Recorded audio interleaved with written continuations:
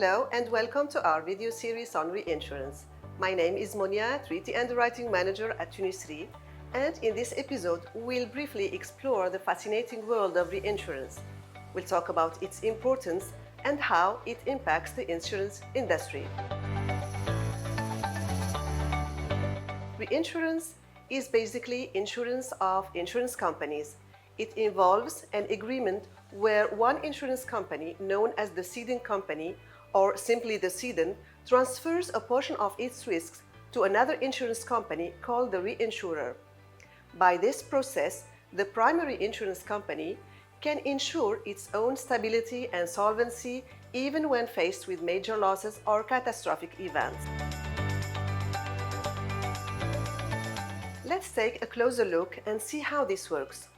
Imagine that an insurance company provides coverage to a large number of properties against, let's say, earthquake damage. In the unfortunate event of a severe earthquake, the company would face an overwhelming number of claims.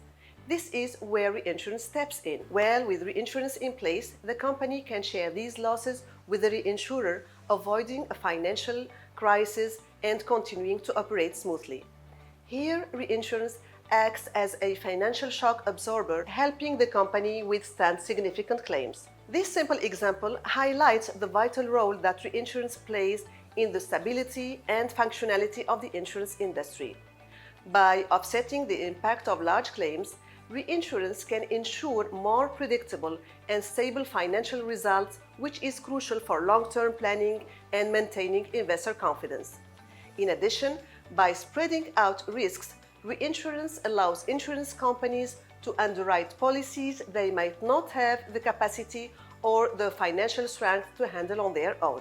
So, ultimately, it's important to emphasize that reinsurance is a risk management process that helps effectively manage risk, stabilize financial performance, expand capacity, and ensure compliance with regulatory requirements.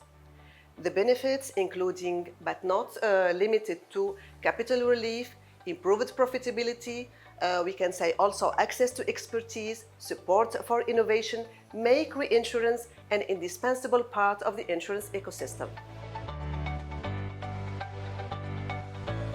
Now, reinsurance comes in two main categories: treaty and facultative.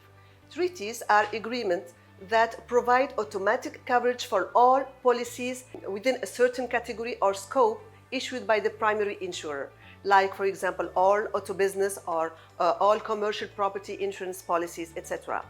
Facultative reinsurance, on the other hand, covers specific individual, generally high-value hazardous risks, such as a power plant or an aviation risk, for example, that fall outside the scope of the treaty agreements. Well, this topic will be further explored in more details in one of our upcoming video series.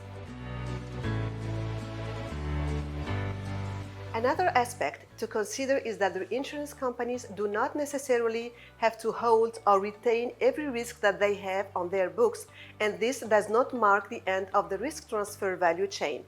In fact, it is quite common for reinsurance companies to transfer some of their risks to other reinsurance companies, and this process is called retrocession.